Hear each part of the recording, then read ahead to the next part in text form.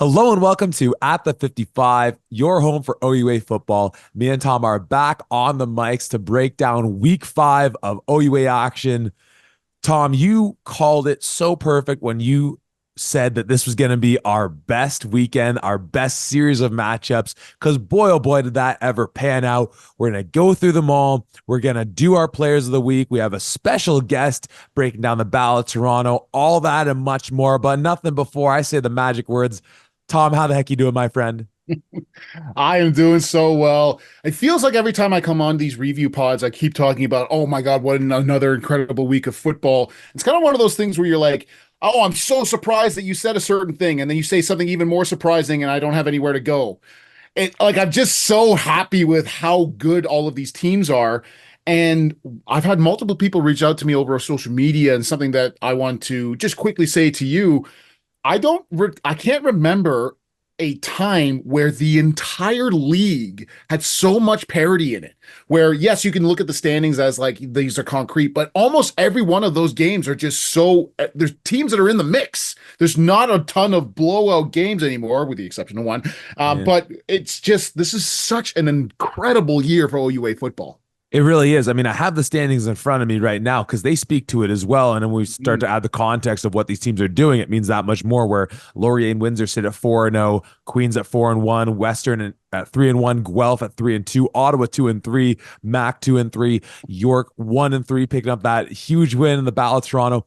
Carleton at 1-4.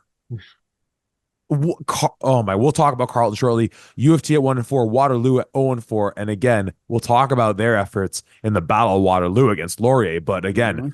certainly not looking like an 0-4 team. And did we ever see the K-Mac? We've been joking about the nightmares I get watching that York defense with your guy Foxy Noxie. I have to imagine what K-Mac was showing against Laurier was perhaps bringing back some of those memories you had. No doubt he's trying to stick it to his guy and Todd Galloway, calling up the offense. So we'll get into all those things much more. Not before, of course, we hand out players of the week. Starting on the offensive side of the ball, Tom, you have to give this one out. There's no other one between us who could do it. Who's getting it? It's my dude. Keegan Hall gets the offensive player of the week here. 33 for 44, 423 yards, 3 touchdowns, 0 picks. This man was playing lights out from start to finish in a very tight contested game against Carleton, in a game that I'm going to also give myself a little shout out on, that I was the only one to predict right amongst the entirety of our weekly pickers. So shout out to me and Uh-huh. Keegan Hall. Uh-huh. Yeah. You know what? I remember when we used to have Nate on the show and in a way of sort of patting himself on the back, talked about how, and this, I'll do my best Nate Hobbs impression here. You know, back in when I was out there slinging the ball, guys would put up 400, 500 yards. I just feel like we're not seeing that right now. This was an old school OUA quarterback performance out there, and he even juked out one of the best defensive guys in the league with a nasty spin move. Clutch game by him. We'll get into all that one and much more. Defensive player of the week. I actually forget where we said we were going because we were caught between two guys. So I think we're going to go with the one hailing from the York Lions. Can I get a head nod on that one, or do I just go with it anyways? We're going to go with the young man and Brody Clark. We brought his name up as he was at the top, around the top of the tackle leaders for York. And of course, when you see defensive backs in that midst, it always makes you go, okay, let's take a look. Let's see what's for real. Are you just really being on that back end as the last line of defense, or are you truly making plays happen? And in this one, the guy picks up 12 and a half tackles, an interception, and a breakup. And going into this game knowing, okay, look, I haven't really necessarily paid attention to number 28 out there. I want to follow you around the field. Yeah, he's a dude. He's making plays out there. I mean, 12 and a half tackles, Battle of Toronto, huge matchup. We actually pre-recorded a special segment for that one that we've already talked about that we'll send it off to when the moment arrives. But shout out to that young man coming up big for his team in a major matchup, picking up the first win in 5 years. Tom, special teams play of the week. Yeah, we wanted to give a shout out to a couple of guys here. First off, being Tristan Reddy with an outstanding punt return touchdown. And once again, a very tight game between the McMaster Marauders and the Carleton Ravens here. But we saw another person on specials, return one for a touchdown. And because his team was the one who won that, we are going to give it to one Tayshaun Jackson. He returns a kickoff return 89 yards to the house in a much tighter game than most people thought in Waterloo versus Laurier. So Tayshaun Jackson gets our special teams player of the week. And of course, he plays for the Laurier Golden Hawks, who were doing battle with the cross down the street rival, whatever you want to call it, in the Waterloo Warriors. That's where we're going to start our reviews with Battle of Waterloo. Final score in this one, the Laurier Golden Hawks 39, the Waterloo Warriors 7. Tom, a few things jump out on this one from the jump, beyond just the score being so tight as it was during this game. You look at things like time of possession, where Waterloo dominated 36 minutes and change to 23 and change for Laurier. Obviously, when you get a kick return touchdown, you kind of steal a possession from your offense, give it right back to the other team. So that's baked in there as well. But this was a game where, in addition to that, seeing 14 penalties for Laurier, 138 yards in total. And again, he's our guy. He's perhaps the best quarterback in the country. The second, the third objectionable conduct or unnecessary, like whatever it was on Taylor Elgersma. And this kind of goes back to that whole thing of like, if you don't let him be who he is, you don't get the greatness. And I'm sure that's true. And like, again, his greatness is arguably, there's no one that can arguably match it, or few, if any. You just have to wonder. And again, these are, like we talked about, coming off of that Western game, right? The emotions of it, the Guelph game, the emotions of it, Waterloo, the emotions of it. Like it's totally fair. We kind of wondered how were they going to look in this game? Just all the emotion of what they've been going through, now having to go into this game. You have to imagine it. You'd hate to see it really come back to bite him in a situation like they've been victorious, obviously, all season long. It's yet to get them, but just you wonder, is it going to come back to bite him? Because it just, like, it's him and Coach Bertoya going at each other, for him on the field, Coach Bertoya on the sideline. It's just like, dude, man, like, holy cow. Like, going back to the MAC game we were at, right? And they threw him that intentional grounding penalty. And again, he was probably in the right to be upset about that call. But at a certain point, like, hey, like, live and let live, brother. I mean, so time of possession and the penalties, and specifically thinking of Taylor as this guy where you kind of live by his greatness, but know that it has that piece of it as well. Starting there, like, what do you make of that point? Well, I think you brought it up perfectly here, where if you want to get to where you want to go for these Laurier Golden Hawks, and certainly you've beat a very good Guelph Griffin team, you just beat last week, obviously, the number one team in the land in the Western Mustangs to claim that spot for yourself. These are very tight and contested games. If nothing else, you've proved to the outside world that you are capable of going to where you want to go. As you continue on this road, and certainly if everything works out the way that we think they are, you're going to make it into the playoffs, potentially host a playoff game, maybe even get a first round bye if all things kind of work out there. You're going to get the very best that every single team has to offer here, and you cannot afford to give them any additional advantages here, especially self-inflicted ones. In 4 games, the Laurier Golden Hawks have racked up 439 total penalty yards. That's averaging 109.8 penalty yards per game. This is something that we've now started seeing fans from the Laurier faithful reach out to us and say, hey, listen, you have to acknowledge this, because we can't continue to see all of these penalties coming in. And once again, Taylor Elgersma being the real face of that program right now, he is getting a couple of these penalties as well. And while we love everything that Taylor is bringing to the game here, if you really want to make sure that you are doing the very best to put your team in the best scenarios, you cannot afford to be taking objectionable conduct penalties, unnecessary roughness penalties, as funny as those are for a quarterback to get. Those penalties are going to come back and bite you in the tail. If you really want to see a prime example of that, how about a Windsor team just last year who really struggled with penalties and potentially saved Laurier's butts in winning that playoff game and getting that penalty at the very last moment here, you were able to continue on to go to the Yates Cup. So I think they can see it. I certainly trust that Coach Michael Falls is addressing it with the team here, but my goodness, guys, if you really want to get to where you want to go, you cannot shoot yourselves in the foot. And right now, nobody has been able to catch you on it. But best believe, come playoff time, and even sometime later on this year, because you've still got some outstanding teams to play against, this could be a real problem if you don't sort it out right now.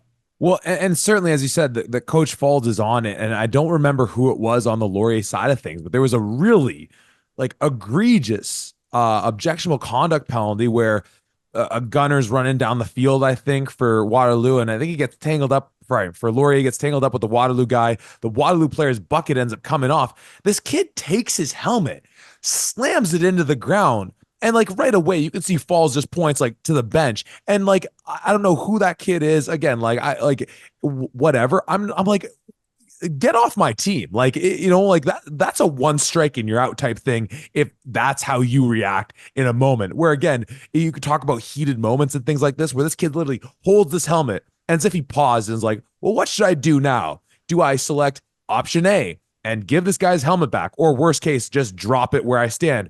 Or B, maybe I slam this thing into the ground and wonder what's going to happen after that. Of course, Falls dealt with that in the moment. I'm sure he's dealing with it here as well. It's just like, again, a team with Vanier Cup aspirations. Yeah, we're going to nitpick a little bit. And Tom, as you alluded to, obviously, it's on notice for more folks than just us, and certainly in that locker room as well. Taylor on the day, though. First, actually, let me just address Laurier's offense as a whole because they net at the 555 total yards of offense. So we certainly love that. Taylor's day, 26 for 36, 438 in the air, 3 touchdowns, 3 interceptions. He certainly was going with some deep bombs on this one. He gets his guy, Ethan Jordan, 7 times for 146. Jace Atkinson with a hell of a day for 7 catches and 125 contributions from the other guys that we're used to seeing in the mix for them. But the 3 touchdowns for Elgersma stands out. And I want to throw it back to you on this. And, we obviously gave Brody Clark the shout out for Defensive Player of the Week for York, in large part because it was just building off of what we'd seen from him. And it was like heck of a game, huge emotional win for the team.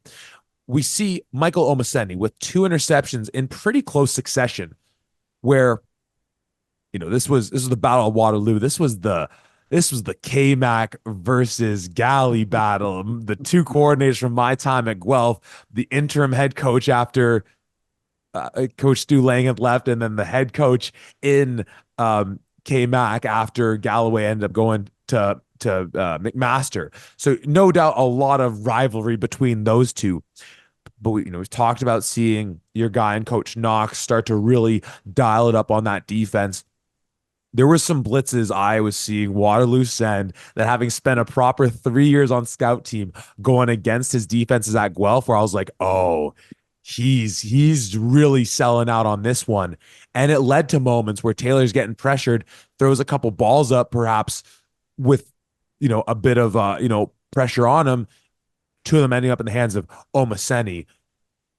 Really exciting stuff we're seeing from this Waterloo defense in this game, almost saying with the 2 picks and just the pressure with a guy like Enesu Lattimore rotating down from the safety, coming off the edge. We've seen him get in the mix, getting sacks. So again, we're really starting to see that defense start to create a name for themselves. What'd you make of it from that standpoint? Obviously, Taylor got his. It kind of felt like, look, you're either going to sack me, maybe force a bad play out of me, or I'm going to get like a 30-yard reception here. What was his long on the day? A 57 to Ethan Jordan. So you know what?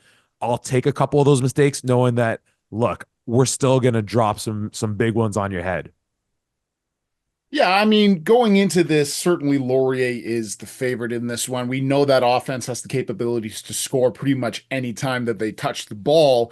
But something of a funny story, obviously, like we had mentioned previously, I was not able to watch these games live. I was out in the cottage with very poor reception. So I came back on Sunday and I had turned the fans off in my house and certainly in the room that I was watching the game in.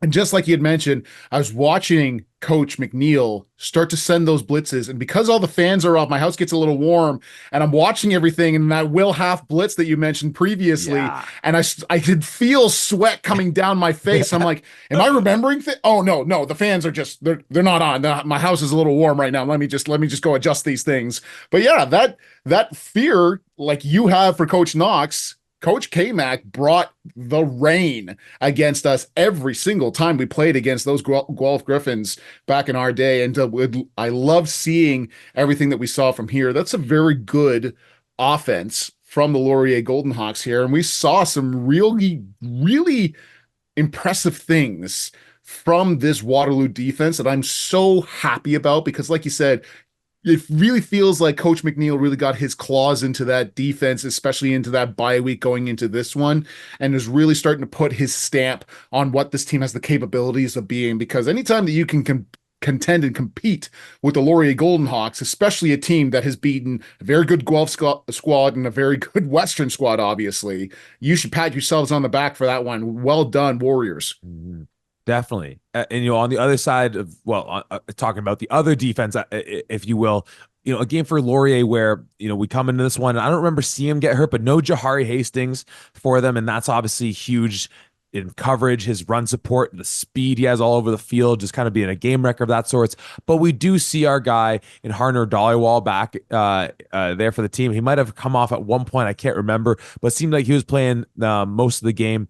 Amari Hastings getting into the backfield with a sack, Jesse Wilkins, Ethan Bayfield with an early interception. And again, that defense is really, I don't want to say proving us or me specifically wrong. I think it was fair to look at some of those major losses they had and just say, like, hey, look, let's see how you're going to bounce back in a year where you lost pretty key players at every level on your defense. And on the whole, they hold this Waterloo offense that has struggled a little bit over the year, but Nick Orr, 17 for 30, 249, a touchdown interception, adds 56 on the ground. Anthony Miller, 61 on the ground on 14 carries. So decent average there. Quentin Springer gets the touchdown for them. And we saw the Marshall McCray hurdle going back to the U of T game. Quentin Springer with just really making the spring part of his last name stand out when he cleared a guy with relative ease. But so Laurie's defense was solid, but nonetheless, I really liked what we were seeing from Waterloo offensively. It looked like they were just letting Nick Orr take a few shots down the field, couple of them connected. He's able to hit Romel Samuel Slocum for a 25-yard reception. He gets Logan Haru for 34, Tyler Tierney for 25, Yinka Ogunode for 41. So a couple big shots there. And just that piece too of letting him make some plays with his feet and just making your decisions. It just felt like just, hey, look, you see your shot, you like it, take it. You see it, you see green grass, run, take it. Let's not be beat by being like running a million miles an hour back and forth in the backfield. And there's a few times that he did, and he has some great escapability. We saw some awesome escapability for quarterbacks. But it just felt like, hey, look, we're gonna go for the plays that we want. If you like the read pre-snap, go for it, take a shot. If we hit it, that's a huge chunk play for us. And again, you're athletic enough and big enough to make some plays with your feet. I liked what they were doing offensively. Again, against a really solid Laurier defense. What were you seeing for them, and where are you kind of seeing the identity? Because I feel like that's where we were unsure with this team. It seemed like they got a little bit away from the run game. We saw it come back against Ottawa. What are you kind of seeing the identity form for this team on offense? Well, one thing that I really loved, and shout out to our guy and Coach Brendan Conway, offensive Absolutely. coordinator for the Waterloo Warriors here, in that last year you really established yourselves as a run team, maybe by necessity, some people may argue, but still, in guys like Anthony Miller and Quentin Springer, you really had the horses in the backfield in order to establish that run game. This year, obviously, that run game has not been nearly as potent as we saw, but there's no like beating a dead horse in this one. There's no, hey, you know what? We're gonna we're gonna force this and do it as best as we possibly can, and this is who we are, and whatever else. Obviously, you're never gonna abandon the run because it's such a key part of an offense here. but putting the ball into Nick Orr's hands and exactly like you mentioned, letting him sling it a few times and really try to open up the defense as it's coming up to him. I love what I've been seeing from this Waterloo squad. Nick Orr really seems to have no fear. Anytime he's back there, he slings it and rips it with such confidence, and I love to see it. Um, I'm really how do I put this? I'm very excited about the potentials for Waterloo, certainly here. Nick Orr is a hell of an athlete. Obviously, the 249 in the air, like you mentioned, and the 56 on the ground. He has no problem taking off and running with it as well.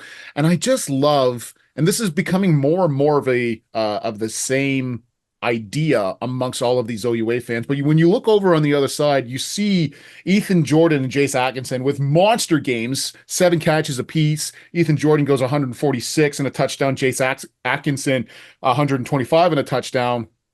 On the receiving side of things here, Samuel Slocum, like you mentioned, has 5 catches, but most of the guys on this receiving core, he's spreading the ball out like crazy. There's 8 different Waterloo Warriors who catch the ball in this one. So obviously not honing in on a singular guy.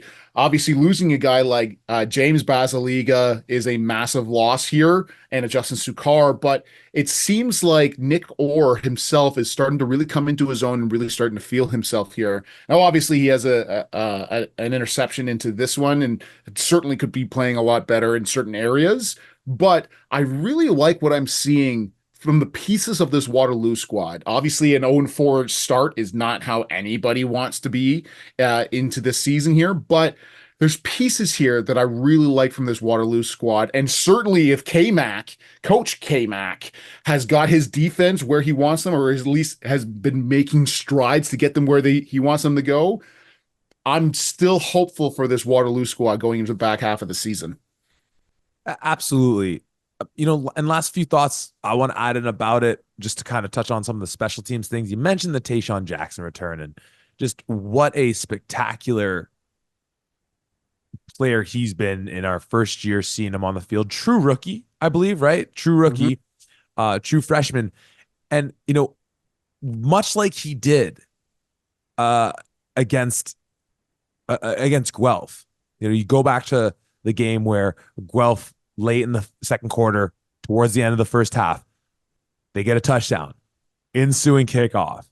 He takes one to the crib, right? And momentum stealing. And this is a Battle of Waterloo, full house there. It looked awesome. It sounded awesome. It's saying on the attendance, 3,016 people in the house. Again, Waterloo does a great job packing the house. You can hear the Waterloo from all over Southwest Ontario. And when they open up the scoring with that Quentin Spring 8-yard run to cap off, a 100-yard drive, it's the ensuing kickoff where Tayshawn Jackson takes it back to the house. And, I don't think he plans that. He's not like, well, I better take this one back because they just scored, right? I mean, obviously, any kickoff is going to be off of the score, but the significance of it just feels like when they really need something, this kid comes in big for them, and just such an X factor player that it's just been so spectacular to watch. We talk about all these great young players and where we're going to see them go. So just had to again shout that out. And on the other side of things, just seeing a fabulous day kicking from our guy, Cole Crossett, 3 for 3 on the field goals, long of 49, and whatever his second longest was right in that territory as well. Again, it was towards the end of the second quarter, hits that 49-yarder, and then I think Waterloo gets a turnover, and then he right back in that territory, nails it again, the 2 extra points, ends up with 11 on the day, gets a long of 53 on his punting, 1 inside the 20. So again, shout out to you, Cole. Heck of a game. Obviously, we saw him miss a few ones that we're used to him seeing earlier on, but we saw some great kicking performances across the OUA on this game. And Dawson Hodge was no slouch on the other side of the ball, averaging 56.8 in the air on his punts. Are you kidding me? Um, So yeah, really seeing a lot of aspects of this Waterloo team executing on a day where I think, despite the loss, I think they certainly shocked a lot of people. And if you were betting on, well, what's the plus minus, or like, is it Laurier by how many points? I think you would have had to take the Waterloo points to have gotten this one, right? Certainly only losing by 16, which, nothing to sneeze at in terms of a difference. But I think perhaps even including ourselves, not what we necessarily thought was going to happen going into it. Most definitely. And if you had told me that in the opening drive, Waterloo would go 100 yards and score to kick off this game against Laurier, I would have thought, ah, are you crazy? Are you nuts? And that's exactly what they freaking did.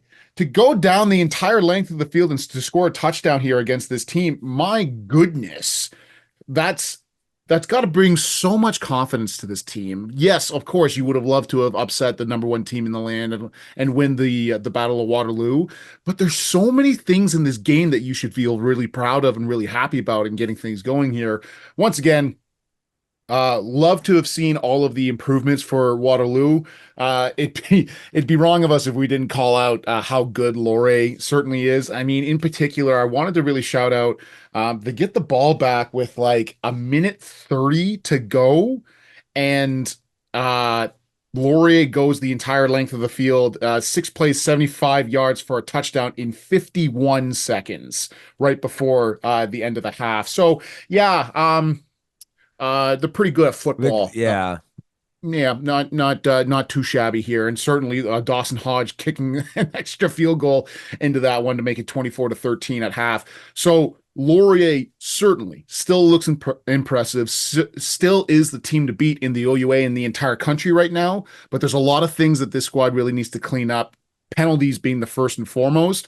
And if you're Waterloo, you're coming out of this game, I hope, with your heads held high, with having an almost renewed vigor around this season. Because if you can play like that against the remaining teams in your schedule, I think you squeak out a couple of wins going into the later part of this year. Yeah, and I think what you alluded to is just the Western effect of the territory Laurier is getting into, where it's like, what do you want us to say? Their offense was spectacular. Okay, great. Let's read you the numbers. Like we're used to it. And of course, they all were spectacular. Real quick, actually, we had the most dynamic of dynamic duos on the broadcast with Adam McGuire and Jack Moore. And I think it was McGuire who pointed out the fact that when you look at Laurier's schedule, and they certainly end the season with a hard stretch there, they already had to take out Western and Guelph, right? It's not that it's been easy thus far, but you look at their schedule and you say, and I guess in hindsight, saying that was a big win for them on the week one on the road at Mac, but they got the week two bye. They're home for Guelph. They're home for Western. They're at Waterloo. And then leading into next week, they're home for Ottawa. They're home for Queens the week after that. So a pretty meaty stretch of their schedule right in the middle before then they end their schedule going on to opposite ends of the province with Windsor and Carleton. But nonetheless, a pretty nice stretch of time where you're doing minimal travel. You get to spend that extra amount of time in your beds is pretty clutch. So again, Laurier hitting the road, probably returning home down the street to host the Ottawa GGs. The Waterloo Warriors are hitting the road to take on the Guelph Griffins. Another sneaky rivalry for folks that don't know necessarily about that one. All right, it is Battle of Toronto time, Red and Blue Bowl, Argo Cup, and as coined by our very own Dakota Vine joining us to break down the action, the Matt Dean's Bowl. Let's get into the action here. We got Dakota with us here. Of course, Dakota, you spent some time coaching with those York Lions under the former administration. Quite familiar with the, as he shakes his head for those joining in just via audio. You were very familiar with the U of T Bird Gang era, kind of going into the pandemic and just being another Toronto football head. It felt so right to have you on to break this one down. Final score, the York Lions 19, the U of T Blues 17. First win in 5 years, unless, like me, you want to poke fun at Tom and highlight the gaffe in 2021 on the part of his Marauders. But first time in 5 years and against Toronto as well. Dakota, you and I were there in the stands for that Red and Blue Bowl at York in the old stadium. Been part of the program. You've obviously followed a lot of these U of T teams over the year. What'd you make of this game? What does this mean for York picking this up and earning that first stripe? Well, first of all, thanks for having me back. Tough weekend for Matt Deans. His Dallas Cowboys also lost the next day, so I think he just wanted to wash that weekend away. It's actually the Bird Gang's fault that I worked at York, so screw them as well. If I paint with broad brushes and something I say you feel like it applies to you, it probably does. And if it feels like it doesn't, it doesn't. For York, I mean, this meant everything, right? We talk about, you don't really deserve a win unless you have a win and stuff like that. But I People don't understand what some of those kids had to go through the last 4+ years, right? Not even talking about COVID, but just a school that doesn't support them, a lackluster program from a percentage of the staffing squad. Like I said, if you think it applies to you, it does. Um, it means a lot. These kids bust their ass like every other program and have to show up and get smacked up a lot, which really goes to show that this game is, you need all 12 players on the field at their best, and you can have some stud athletes look at the CFL draft board, but if you don't have people getting people the ball or protecting the ball or things like that, it's not going to work. So it's great to see what this new coach has brought in, but I'm sure we'll dive into more of that. Yeah, and just quickly keeping on that theme, I got to see Alfred Olay after the game, and fortunately he's on crutches. We missed it when we broke down their game against Windsor. He went out early in that one. Don't know the full status, but I don't know. Hoping it's nothing too serious for the long term, because obviously we know the talent there and we know that he could have a shot at the next level. But I bring him up as far as a guy who bridges that gap from that last generation into this one. Obviously, Dakota, guys like Avante McCoy kind of came in around, I guess his first year was 20, would have been 2020, right? Am I right on His that? his first his first year was the COVID year. Yeah, and a few other guys in the mix there, like Alunga. Like when you look at this roster, mentioning like how much these guys have to stick it through, guys that were there for that last win and that were here, like any guys in particular that if like to deserve the shout out of all shout outs, and obviously on the coaching staff, there's folks in that same framework, like saw Coach Mac Chapman there. He's obviously been around for a while. Like, who are some of the guys there where you're like, dang, like this meant a lot for the program, but this meant a lot for you? Well, I mean, it's just funny you mentioned Ole. I think he's a seventh year senior. So yeah, he's seen it all. He's seen wins before. And to be clear, and I know Tom will agree with me, the MAC win doesn't count. No one counts that. Nobody considers that a win at all. You can consider it a MAC loss for sure if Big you time. want to. It's not a Big York time. win. Yep. Um, hey, it's tough to read the rules of the OUA sometimes. Um, but I mean, I gotta just my guys really. Avante and Malchus were what we called like COVID freshmen. I like it. So they've been there forever. Obviously, I coached Malchus directly with York and Avante before York. They've seen enough shit to write a couple books about. And hopefully one day that does come out. But yeah, they deserve that win. They battled hard. I talked to them before and after the game, just saying, hey, like you just gotta want it more. It really, I think, like obviously in a rival game, Toronto versus York, everyone wants it. But I I promise you, whatever speech head coach did before the game would make any of us want to run through a brick wall, right? Like these kids definitely wanted it more. So just really, I mean, really happy for all of them. A lot of the kids have, graduated from when I coached. But I mean, those two guys are there. I don't think Fawcett's there anymore. Last No. time I spoke to him, he said he wasn't, but yeah. Yeah. Well, Tom, let me throw it to you on this, because when we were setting up this week, we're looking at these two teams, who they have on the offensive side of the ball, and obviously as far as your guy Foxy Knoxy, what he does on the defensive side of things. But just looking as far as a team, a matchup between teams where both of them can perhaps really open up the playbooks. You don't have to compensate too much for, you know what, like we're playing Windsor, right? And dealing with that defense or any of those sort of higher tier teams. And I thought this was going to be a bit of a track meet. And you look at the final score, it doesn't align with that. But total offense, U of T 392, York with 266, that huge play by Avante McCoy. Just after U of T had finally got something going offensively, he responds like that. The offense, again, it was a bit surprising looking at it after the fact that the numbers were there. It really didn't pick up till the second half. What did you make of these two teams dealing with each other in this game? Well, I think we saw a pretty established passing attack from the U of T really come out here. Obviously, Caleb O'Donoghue, 28 for 41, 329, two touchdowns, one interception. We knew that he was going to come in there and really kind of do his thing. What I was really surprised at was the lack of rushing capabilities that U of T had here. Jack Nyros is their leading rusher with only 26. And walking into this, once again, we said that York offense still has some things to work out. They still need to find their identity a little bit. That York defense, I think, is legit. I think Coach Greg Knox really does a good job of game planning things and getting things going here. And we saw that in Toronto and their inability to really rush the ball here. Now, obviously, Chris Joseph still goes off 7 catches for 150 yards. For the York offense in particular, there are so many pieces here, and especially Dakota, you being here, you know this more than anything. You've already mentioned a couple of them, but Melchus Alunga, Avonte McCoy in particular, they're so they have such great potential.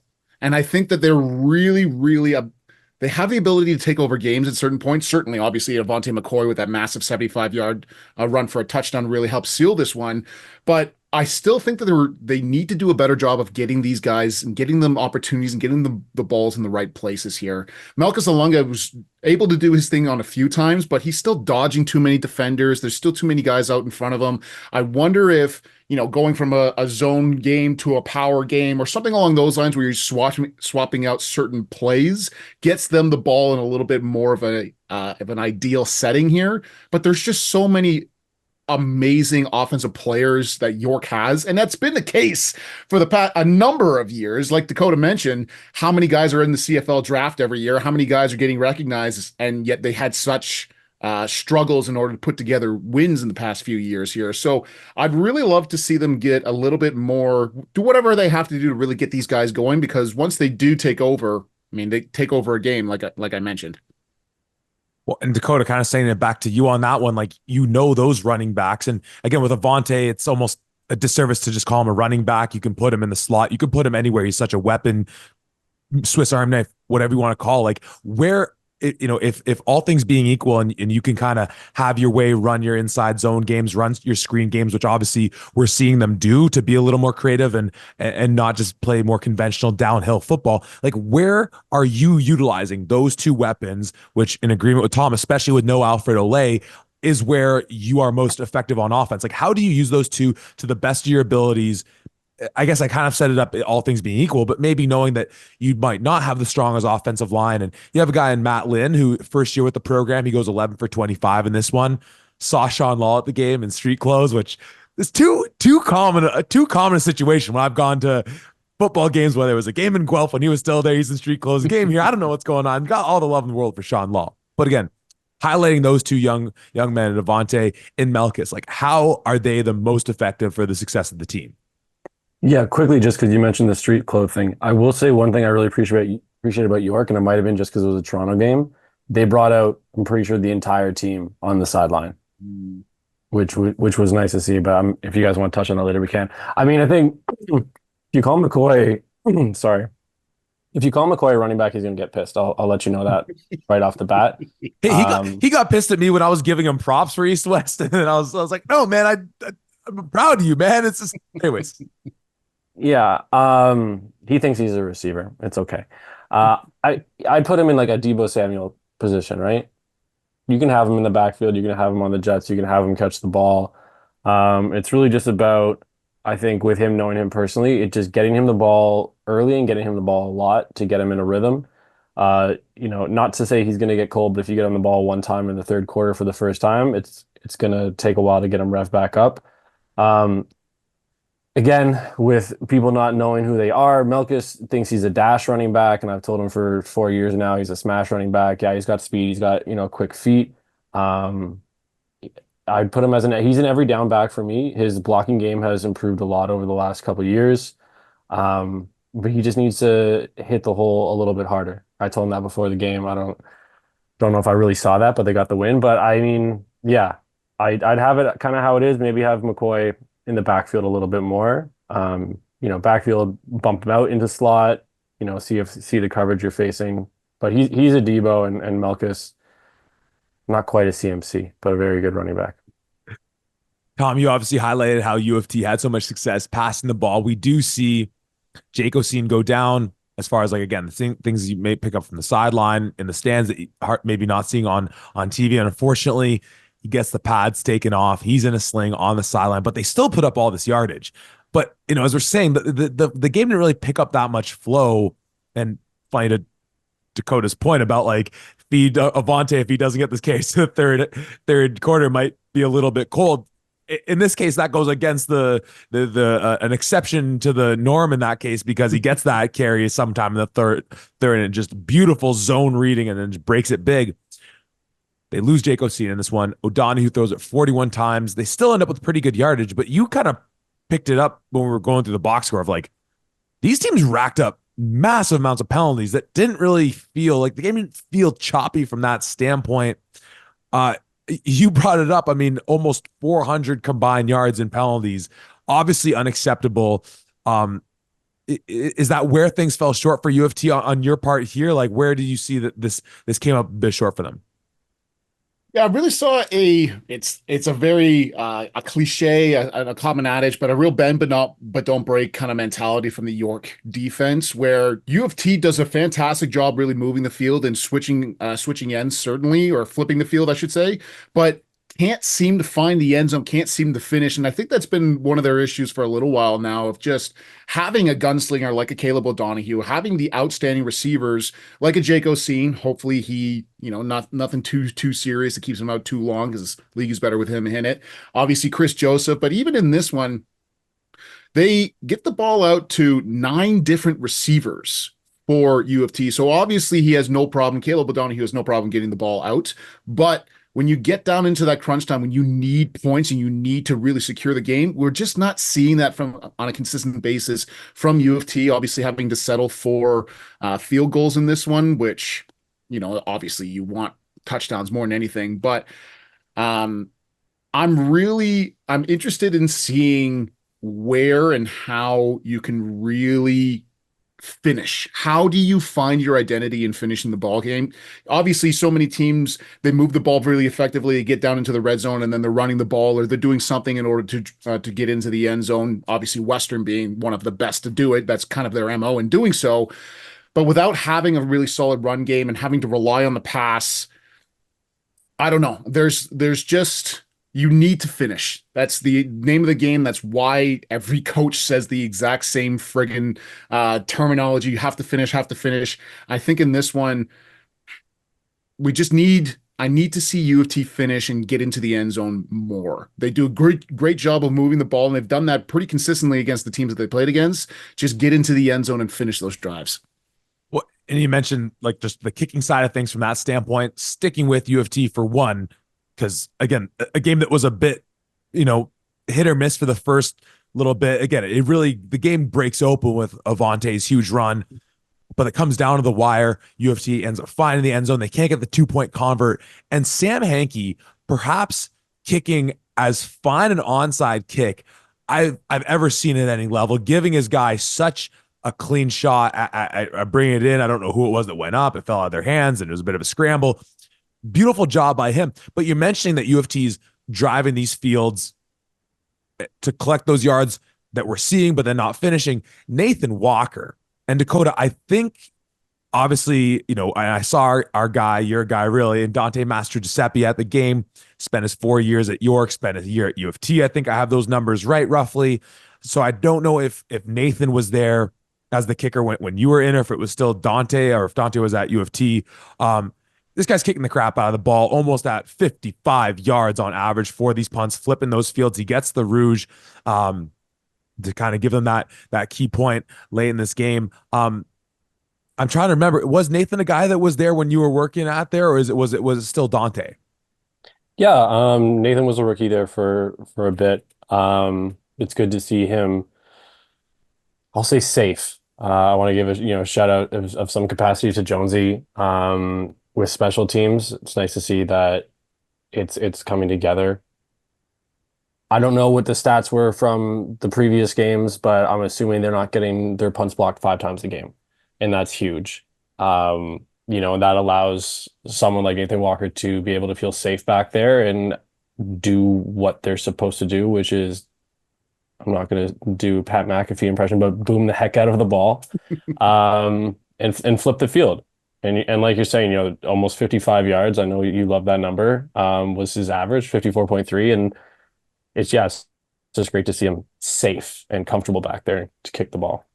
Yeah, more high boomers in this game than a Grateful Dead concert. Uh, we I let that one breathe for a second. Thanks, guys. You could have laughed a bit louder, but whatever, it's fine. Lose Jake Oseen. Chris Joseph goes off. We see this guy in Thomas Roberts kind of step up as that next man up for U of T. Maybe that's the third wheel for them when they do get Oseen back. Ultimately, though, hey, great game to see these two teams just go head to head, duke it out towards the end. A bit of a theme we saw with our other games this weekend of just incredible finishes. Even if the front of the game wasn't all that exciting at the jump, but it was a great environment there. Dakota, you mentioned the York having the sideline piece, the full team there in the jumpsuits, whatever the red, whatever that was, clearly bought in. It was funny where it was like late in the game where I don't know if it was because they felt they were getting shown up on their home turf, but sometime in the third or fourth quarter, a bunch of U of T non-dressers like enter the sideline for them and start doing the same thing, which is kind of like, hey, look, if you weren't doing it from the jump and the other team was clearly doing it better, you kind of just have to wear that. It's a bit of a look when it's like, okay, we got to match them toe for toe. So a great environment. Again, the packed house, a lot of high school kids there. They were celebrating the Canada Cup winning Team Ontario team from this past summer. So just great day overall for Toronto football, OUA football. As we always say, OUA U Sport football is better when these two clubs are competitive and showing positive things. And you mentioned it with Coach Janke and the environment there. Obviously with Coach Darrell Adams, again, you see the way he's trying to get his team going. He's pumping up the crowd, all these types of things. Tom, I'll throw it to you, throw it to Dakota, like just whatever other moments or just significant beats from this one that we yet to highlight. Tom, what was any last things that stuck out for you with this? Well, I really love the fact of that from an outside person looking into this game as a generic OUA fan, you might look at this Red Blue Bowl as like well, in the grand scheme of things, what does it really mean and how does it really whatever else and on the OUA standings? But when you look at the players and when you look at what they post about, when you look at how they celebrate, when you look at this game means something. And it really meant obviously a ton to the York players here, calling out guys on social media, going after the varsity Blues BLOSE, as I saw in one particular post, which I thought was pretty hilarious. Shout But out X. yeah. Oh, maybe that wasn't X. Go ahead. But I love to see the passion that's into this because once again, when you see passion in Toronto football, when you get people to come out, and I think the hope and the prayer for this game is that eventually this starts to become such a spectacle that we start moving it. Hey, do we talk about BMO Field at all in the future? Do we start trying to really pump that up? And I love the fact of how much emotion is around this game, first and foremost here. Shout out to the York Lions to see that program. We've been talking about it throughout this year, seeing them not try, but get on the right track, start doing the right things, start having the right mentality. And that comes from the head coach down into the players here, utilizing your veterans and the people that really help to try to make the bright spots of this York Lions program throughout the years. And guys like Avante McCoy, and Alfred Ole in particular as that seventh year senior. So I love to see the emotion. I love to see everything else that happened here. Obviously, a ton of things to clean up, but York finally looking like they are on the right path, and I'm very, very excited for it. D, you're connected so tightly with both these clubs, whether with the contemporary version or with a version not too long ago. What's sort of your last thoughts watching these two teams duke it out so tightly contested and York picking up the first win in 5 years? Yeah, I forgot to give these guys a shout out. I want to shout out X. I want to shout out Ali and Evan on the O line. They have seen some shit as well and have been through some shit. So really happy that they could finally pick up that win. I'll first say that I don't think that this will be their last win of the season, looking at the schedule. But I'll let you guys dive into those later. It's great to see what Dex has done with the program. really. And I don't know how much influence he has outside of everything. But one, they got a social team now. It's like they actually exist on Instagram, If which only they had a obviously, so if only they had a social media manager just on their roster in some yeah, which capacity. obviously you guys know was a hill that I almost died on a couple years ago. It's great to see it, and also it's quality. It's quality stuff. They got good photographers. They got great photographers actually to come up to the game. People that shoot, NFL games and things like that.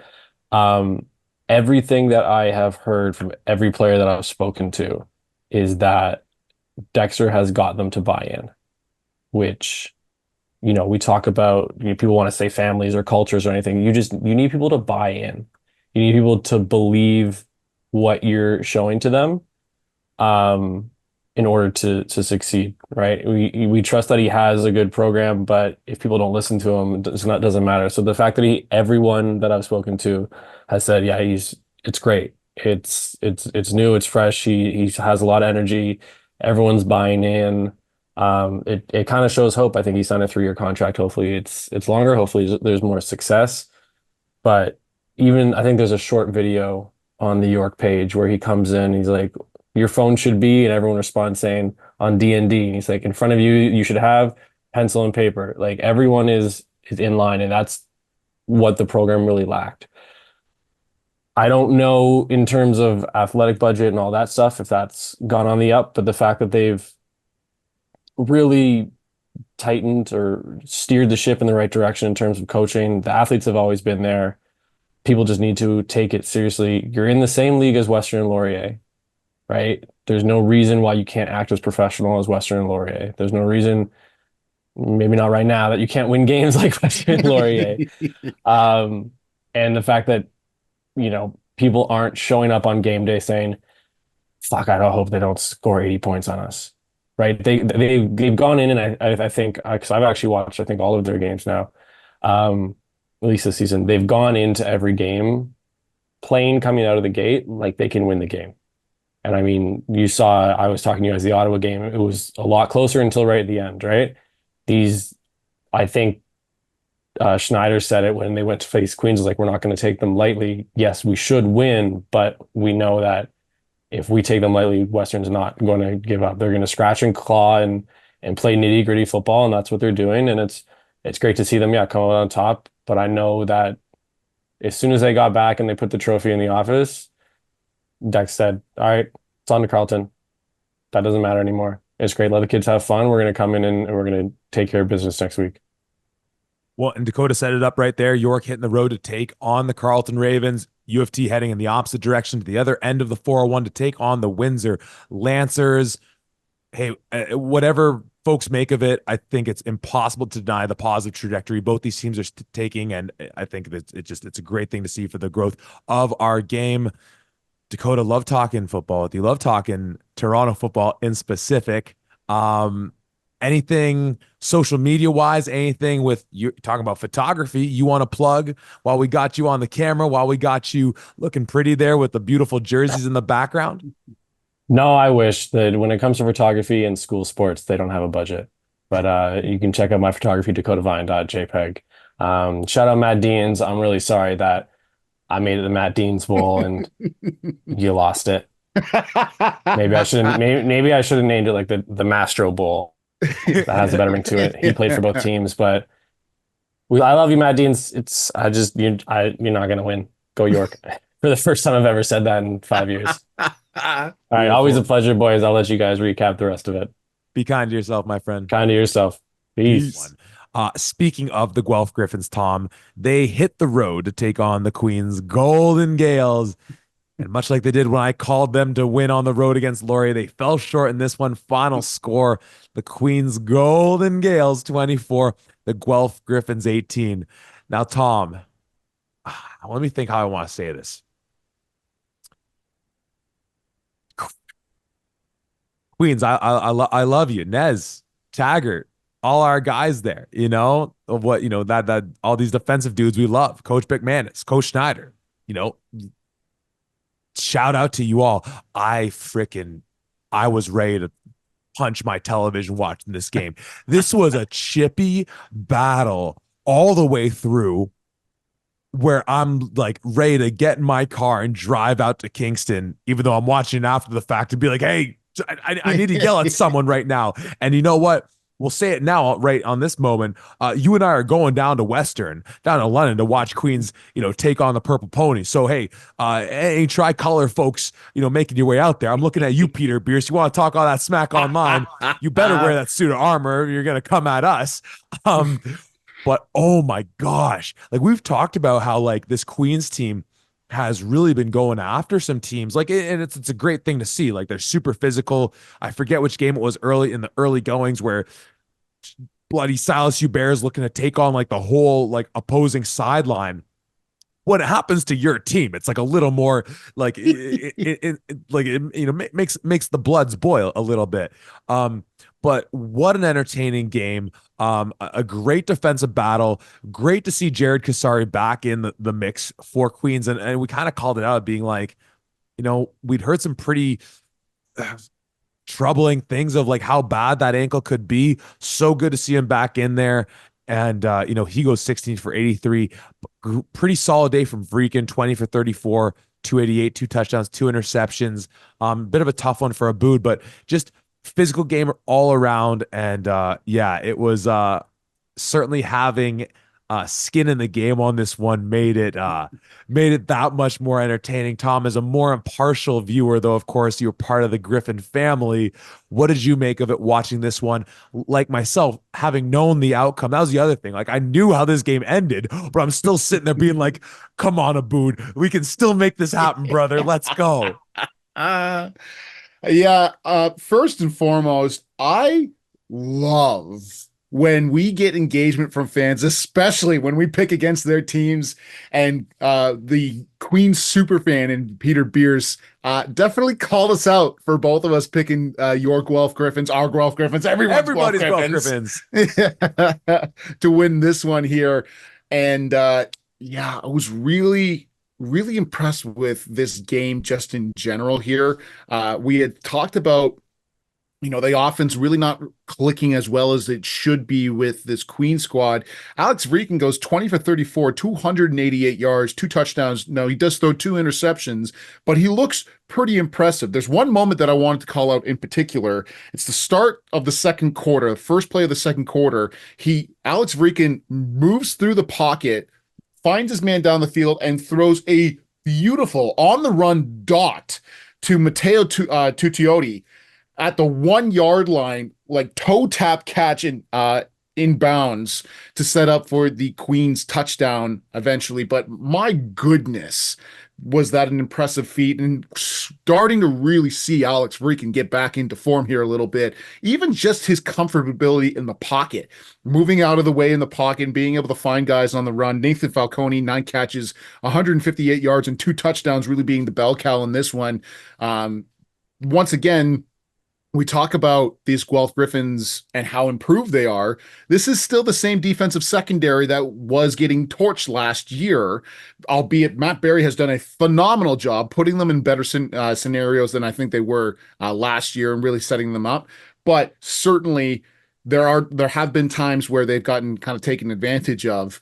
There has been one thing that was kind of pointed out to us by another fan of these Guelph Griffins and kind of questioning the validity of constantly subbing guys in on that Guelph Griffin defense, especially when you see a guy like Javon Jacobson and our guy Anthony Moore, Tuzo, and doing their things and really being able to be a contributor on those defenses. Is it worth taking them out on, obvious run plays or whatever the scenarios are for Coach Matt Berry? Or do you just try to put in the best guys possible? Now, obviously, in those scenarios, Coach Matt Berry is trying to put the best guys possible into each one of those games. It's not like he's purposefully taking guys out being like, Martuzzo, you've had enough. Why don't you come out and sit on the bench? He thinks he is putting his guys in the best possible scenarios in order to be successful here. But when you're starting to consistently see teams, and certainly Queens did this as well, who are doing a hurry up offense that makes it really tough or at times impossible for you to sub guys in and out, is there a hybrid version of what you've been doing where you have a group on first down and second down and just putting what you think is the best possible players to cover both in those kind of scenarios going forward? I just wanted to put that out there and see what you thought of that as well, my friend. Yeah, it's kind of like with them offensively when you have so many weapons and trying to figure out, you can only have 12 on the field. So how do you say, okay, do we go situationally? Do we ride the hot hand? It's tough to see. And you know what? Like I think when we dish out the love, and especially when it's for guys and teams that we really like, you got to say like, hey, look on that, on the first Nathan Falcone touchdown, man, he got our guy Tuzo. Like I don't know if it was in man coverage or he picked up Falcone in his zone, then tried to get him, but Falcone got the ball kind of come across the middle, and it was a little unexpected because again, there's normally when like you're in the vicinity of number two, he's gonna wrap that up and call it a day. Again, it's tough to really call because then as far as like we're seeing like 5 turnovers on interceptions in this game. You're seeing Nathaniel Slaughter, a name I'm somewhat familiar with. Again, part of that package piece. I feel like not an every down guy necessarily. Maybe I'm wrong on that. With a clutch interception as Queens is driving to add points at the end of the game. Nicholas Metron with an interception to give Guelph life, an opportunity down the stretch as well. And maybe it's still just like getting familiar with some of these guys, but I feel like yeah, and that getting the rhythm that like we talk about that way more on the offensive side. We're obviously offensive minded dudes of like, stick with your guys, get the rhythm. And maybe we take for granted the fact that like defense just plug and play, like whatever, you got hook to curl, like you got man, like you got the C gap, you're doing a twist, you're blitzing off of the whatever. And that, what, actually having the rhythm and recognizing, okay, when this guy's in man, I know that I might need to give a little more cushion to this side in the zone. Things that, again, as I even say that, I don't actually know what I'm talking about in the slightest, but tough to say. At the end of the day, I'll certainly trust what coach is doing, putting in there. And again, when you have all this talent, certainly want to be able to just trust that the people are putting them in the spots that have the most success. Speaking of success, 2 things. Every time Ian St. Arnaud touched the ball, I almost like just I lost control of my bowels. I was so scared. Having said that, like, and on the and Nicholas Nicholas Gardero, my apologies. Doing a great job kicking the ball. I mean, this guy Matt Driver kicking the hell out of the ball, punting the hell out of the ball, I should say, for Queens as well. That punt coverage team for Guelph was doing an outstanding job. Obviously, you have to be coming in this game, and everyone who's prepping for Queens knowing that, hey, number 6, don't kick to him. But Guelph gave him 7 opportunities to return kicks, and it literally makes the punt return team for Queens one of the most like anytime a team is punting to Queens, it's one of the most exciting moments you can tune in for. Like I was kind of doing a few other things watching this one. As soon as it was a situation where Guelph's punting, I'm like, okay, I'm fully locked in.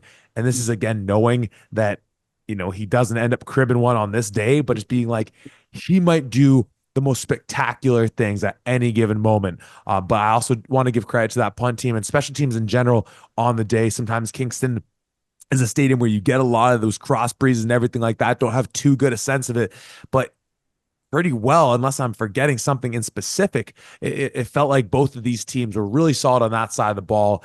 And, you look at guys like Anakin Guthrie and Kyle Simon Guerin returning kicks, along with Vishon Janusis for Guelph. Really entertaining game from the special team standpoint for these ones, for these 2 teams as well.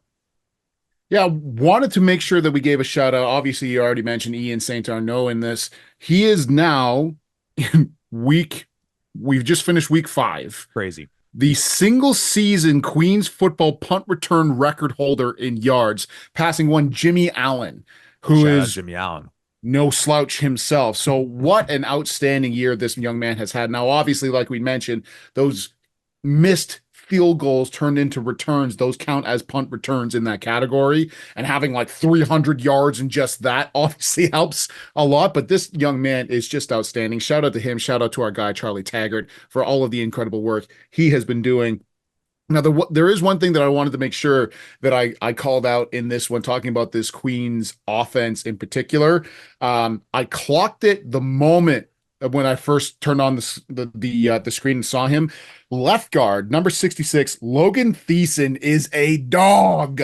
He's got the lineman swag with the cowboy collar underneath the pads. He's got the elbow stuff or whatever. First, when I saw that, I go, okay, you've got the lineman swag. You better play pretty well. And him and Nicholas Henney on that right side were doing some real impressive things. There was a couple of big runs that Jared Kasari had. I believe it was the 31-yard run, came right off that right side, right along with those two young men.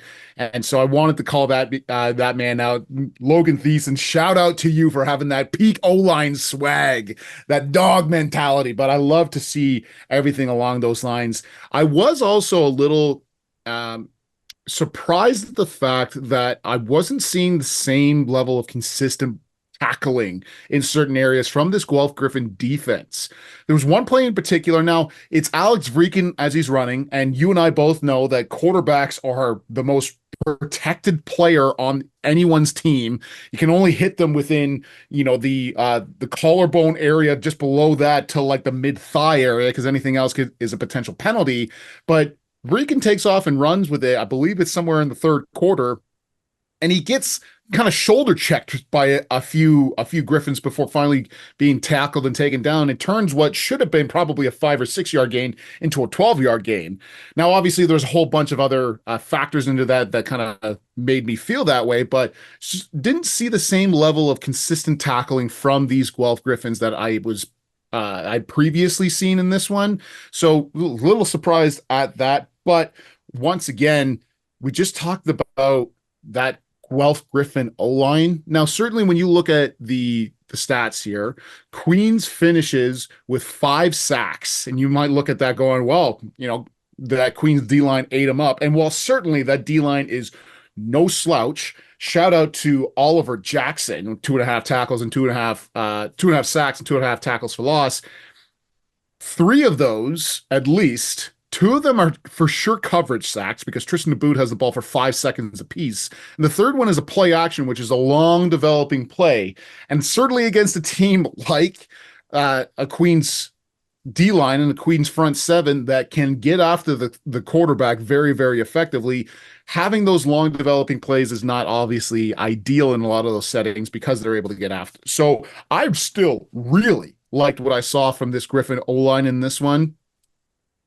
And I really wanted to make sure that I'm shouting that out because once again, like you and I both know, if we're not calling out the offensive line, nobody's calling out the offensive line. So shout out to them.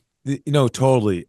I think it was on the last play, the last attempt for Guelph trying to, I guess, tie it and take the lead, where Aboud drops back. And we've talked about all these guys from Hubert to Van Wishart, but right in the middle, Darian Newell puts, I think it was Schlesinger, if I'm saying his name right, whoever was in that left guard, just on roller skates from the jump, right into Aboud's lap. And, obviously, like when we talk about the D-line, box players on defense, we think of DN, some of the great linebackers, and man, Liam Sutherland, Justin Pace, Josh McBain had really good games, along with your Huberts, you mentioning what Oliver Jackson did, and Eric Johnson, though, hey, watch it, Mr. Johnson. You get a little chippy with my Guelph Griffins. But for a guy who playing consistently one tech or nose tech in Darian Newell to say, all right, it's winning time right now. One stop and this thing's over. All right, here we go. And just boom, straight bull rush, driving his man back, forces Aboud off the platform. And I mean, we saw Aboud again, the day on the whole, he goes 16 for 27, 222, 1 touchdown, 3 interceptions. Again, the last interception was on the last play. He's heaving it up there. So, it obviously counts. It adds on to the record, but, worthy of adding the context to it. One of the interceptions to Ashton Miller Melanson. It's like, hey, look, who hasn't thrown an interception to Ashton Miller Melanson? I've thrown an interception to Ashton Miller Melanson. I don't even play quarterback, right? I know I'm making excuses for him, but again, really just to hammer home that point about what Darian Newell just on that last play was able to do was so spectacular to see from an interior lineman, and like all the respect in the world to our interior linemen out there. Sticking with the Guelph offensive side of the ball, on the ground, we obviously see Donovan Malloy bust out the 99-yard outside zone carry, whatever it was. He racks up 123. But again, that's 123 with a long of 99. After that, it's McCray with 30, Sargent with 14, and Isaiah Smith with the one carry for -1 yards. And again, we still love our guy in Isaiah Smith, but you love yourself a lot of Justin Pace. And holy smokes, Mhm. I I don't think I've ever seen in the short time we've got to see Isaiah Smith on the field, see a single player just pace scrapes down, fills the gap, just gets his pad level low and sticks him and drives him back. You talk about, oh, like so and so, the type of guy, he falls forward. Isaiah Smith's a guy who falls forward. He got pushed back. That was monumental. And on the whole for Guelph, you know, they rushed for 177. So they're able to pick up, again, you have that 99-yard rushing yard in there. But we did see as well, and it led to, if not a major a field goal at the very least, I forget, where they turn the ball over. They're working that triple option look, and we've seen it a few times. This isn't just like as we expect. They're gonna keep messing around with things because they have all this talent. And the transition to the option, the ball hits the turf. Queens ends up getting the ball back. That's a killer, especially in a 6-point victory going for them. Again, happy with Guelph's offense on the day. It just kind of felt at times hard to get their mojo going. And I think at the end of the day, you tip your cap, you say, look, like a hell of a defense you were going up against for Queens. Because again, I think you can look at it and be like, you know what? It was a pretty good outing against a great defense. You have that Malloy giant chunk there. What'd you make of just, again, Guelph offensively? You talked about the offensive line. Vashon Janusis with a nice game in his own right, 68 in the air, 1 touchdown. And he had a really tough drop late in the game. And what I love the most is you could see it looked like he was looking to hang his head for half a second. And then he just goes, no, back to the huddle. He's that veteran, leads by example. And that was a tough spot. Like that was for a first down and everything like that. But what did you make of Guelph offensively? Obviously talked about the run, the offensive line, dealing with this Queens defense, the run game, a bit spotty at times, and just a Boots day in general dealing with these weapons.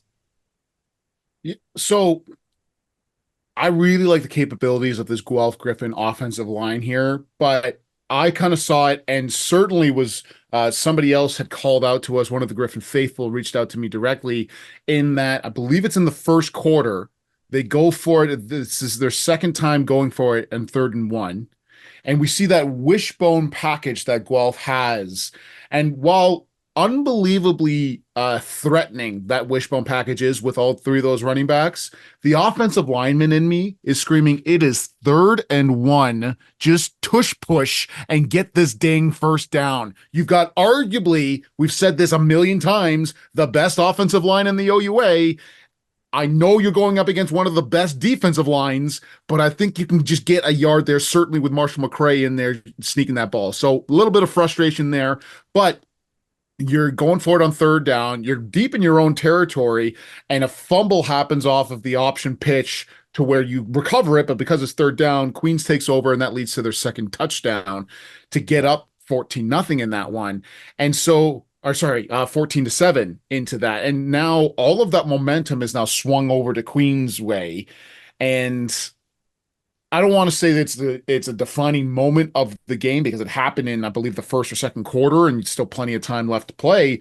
But certainly making that kind of a mistake certainly hurts you. So from that standpoint, I didn't love that. But that's one play. I want to get that out of the way. Everything else I really like from this team. Tristan Aboud, obviously it's very difficult, and we've had these conversations with shout out to our guy in Eric Colonna, who's been one of our weekly pickers here, runs Pick Six Athletics. But it's very difficult to really watch the defensive secondary a lot of times because the camera follows where the ball is, and rightfully so. So we see Tristan Aboud, like I mentioned, a couple of coverage sacks into this one, really holding on to this ball. And I truly believe with guys like Keegan Van and Ashton Miller Melanson, there's nobody open who is there, but find a check down, find something. You have to get rid of the ball at some point in time, certainly when you're playing against such an outstanding defensive line here. So would have loved to have seen that a little bit more. But once again, you start looking at it where Donovan Malloy has that 99-yard touchdown. He gets a crease on the right side. Shout out once again, Spencer Masterson, Daniel Hosevar. If we don't shout out the O-line, no one will. Creating an outstanding gap in that C gap area. Malloy makes one man miss and just takes off and is gone. He's got that breakaway speed, which was outstanding. But then you see a guy like Vashon Janusis, where he gets a simple wide receiver screen, makes one guy miss, and then 33 yards to the house as well. So you have such capabilities here. Obviously, Willem Arsenault being no slouch himself. If you get these guys out in space, if you get them in the right scenarios, they can burn teams no matter what. So it's you have the pieces that are there. I think this was just a really phenomenal showcase from this Queens defense, most importantly. And I love that you brought up that tackle from Justin Pace. There's a reason why he is my absolute favorite linebacker to watch right now because of plays and tackles that are made like that. So lots of great things from this Guelph Griffin offense, but my goodness, that defense for Queens just really played well. Yeah. Ultimately, it's a beautiful game to watch. The Guelph Griffin in me was certainly upset at times just because of the chippy nature of the game and tough one. But you watch these two teams duke it out, and it's hard not to be able to just look at and say, man, those are two really evenly matched teams. And I feel like we've said this about a lot of teams. I would love the opportunity to see these two match up again for a playoff game. Unfortunately for Guelph, at this point, it would lean more towards going back to Kingston as a result of dropping the head-to-head between them for the week to come, which we'll talk about later on this week. As we already said, Queens is hitting the road to head to the Forest City to take on the Western Mustangs, a game that Tom and I will be live and direct from. Guelph returns home to take on a Waterloo team that they don't like Guelph either. So, and from what we saw against K-Max, from what K-Max do and Lauriate's K-Max return to Guelph, that'll certainly be an interesting affair to go to, or to at least see how it breaks out. Tom, we move on to our afternoon games in this one, and a game that, I think again you called it off the jump that this was a weekend filled with some of the best matchups that we had, and that speaks for all these games. And I think we were no more on the money. And I'm not online. So I don't know if our friends with the McMaster social media took my advice and reposted the must-watch game. Can you confirm or deny? Did they come out and do that again? Well, they posted a couple of things that I'm very, very excited to showcase to you here. God, they yeah. did, however, quote you with one of them in that Keegan Hall is built in a lab with his stats that he has there from at the 55. So they did call you out on that standpoint, but they did also call you out for some of the picks that you happened to make this past week. How, wait, Max specifically, like just for this game? Like, what are they calling me out for? Like picking Guelph on the road? Like, what's their deal with that? Final score in this one: the McMaster Marauders 36, the Carleton Ravens 34. And Tom, not only was this an exciting game as we anticipated, so much so we almost jumped into breaking it down on our week 4 review podcast, but one that, hey, my calling my shot and saying that that U of T York was going to be a track meet, like sometimes you get them wrong. We thought there were going to be points in this one, and boy, oh boy, did that one bear out in this one. Consistent throughout the game, which is always nice to see. It wasn't just like, oh wow, one of them really got on a heater, pick six, or just a special teams touchdown, just like a chunk game. These teams are scoring points throughout the affair. And it's nice that we'll talk about this, and then Windsor, Ottawa back to back, because both these Ottawa region teams with just wild finishes to their games in this one. You already mentioned what Keegan Hall did, but it's so nice. It's worth mentioning it twice: 33 for 44, 423, and 3 touchdowns. On the other side of the ball, Elijah Barnes, 16 for 27, 239, 1 touchdown, 2 interceptions. And you know what? Not a bad game, but showing, I think, a bit of his age, being a rookie quarterback, where 2 red zone interceptions, if I remember correctly. Certainly the last one was when they're trying to take the lead to go ahead. and whatever it was, the slant route he had with Kasim Fernand, either was Kasim was sitting it down, whatever it was that messed it up, he threw it ahead of him. I think the other one was also in the red zone, which, it's not just the interception, but you're giving up opportunities to score threes in the mix as well. But what a heck of a game we saw from these two teams, and see Carlton get their rushing game going as well. Both these teams, it was like late in the third quarter, both teams are like, hey, don't tell anyone, but like, you guys want to run the ball a little bit? Because even for Queens, with Micah Duchesne got a couple good runs in the mix in that period as well. You're the Mac guy in the house. You're flying high off of this win. What'd you make of this?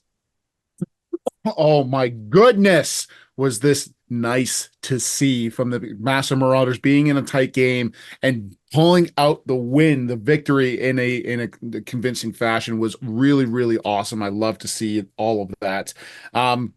Wanted to specifically count out once again, if we're not calling out the O line, nobody No else one will.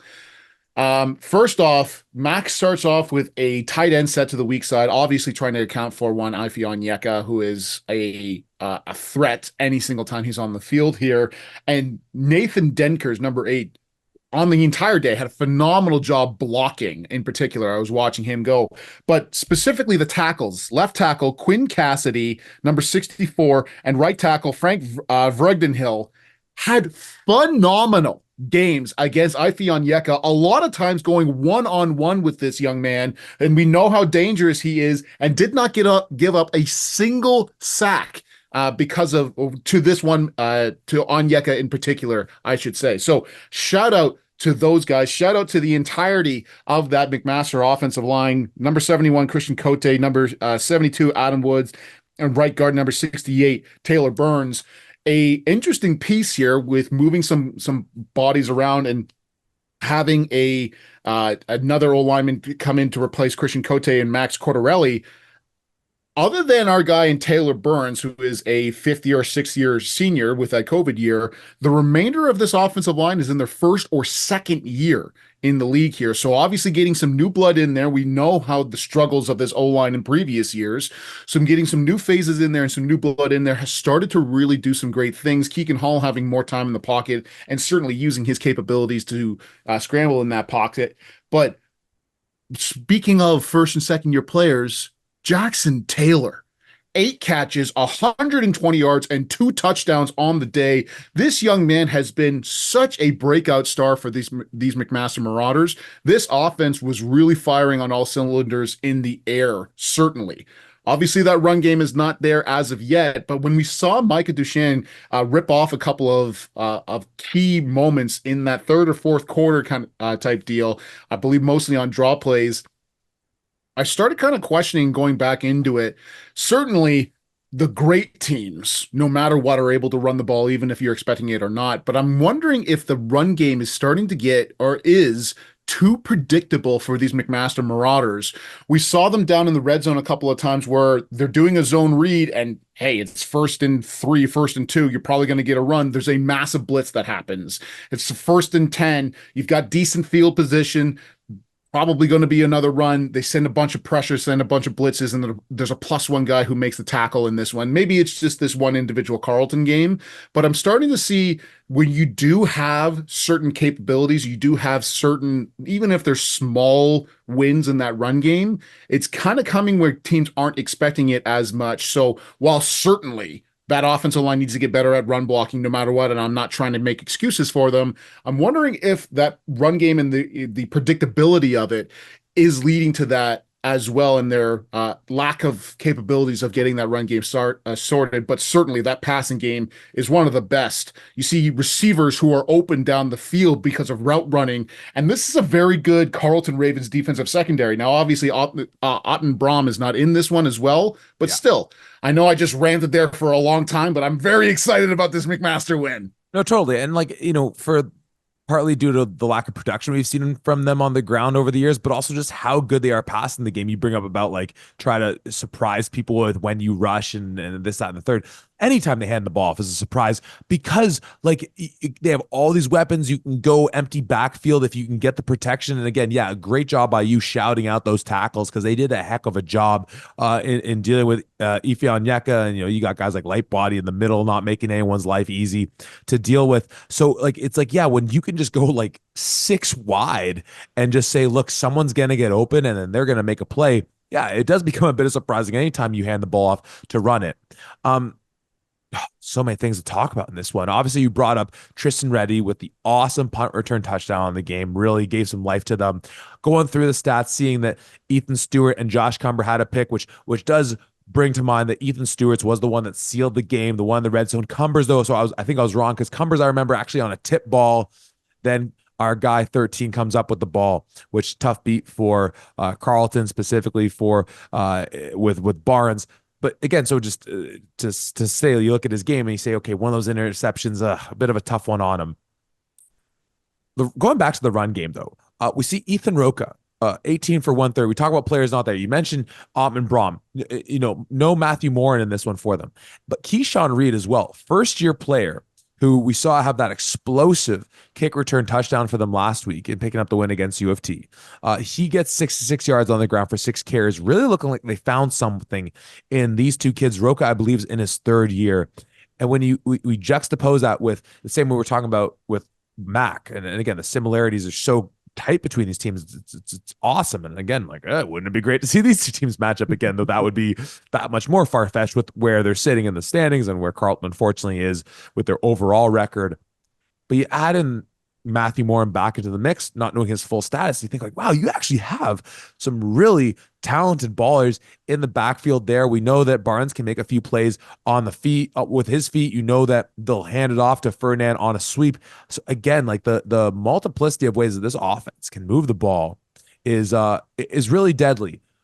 Another name that was brought up, and I want to give a shout out, and I have it here on my phone. I was made a point to try and track down their names.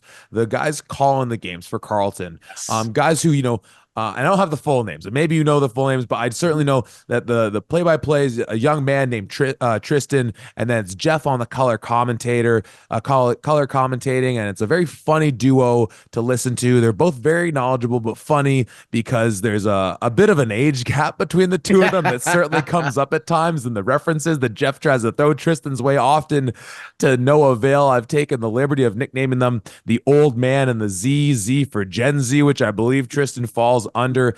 But it was Tristan bringing up the point that you mentioned Ottman Braun not in there. They haven't had James Igamudo at corner this whole year, which blew my mind. Like he's a dude who is, you mentioned with him and Louis Laveau last year, perhaps the best like duo of corners on any team. They lose Laveau to the CFL, I believe, or at least wherever he's off to now. To not have Igamudo in there, and again for this defense to still be this solid.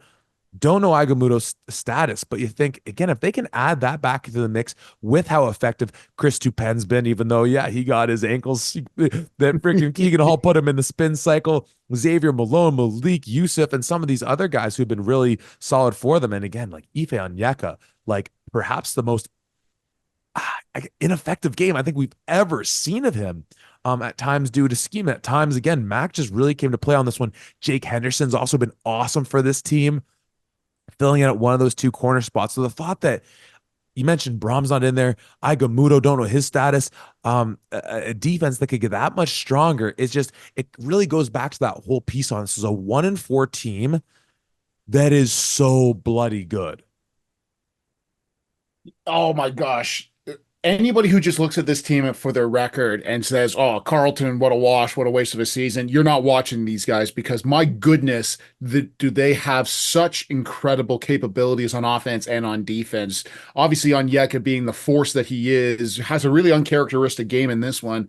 But even though I'm obviously the Mac alum, that's my team, those are my guys. I was so happy to see a Carlton Raven run game.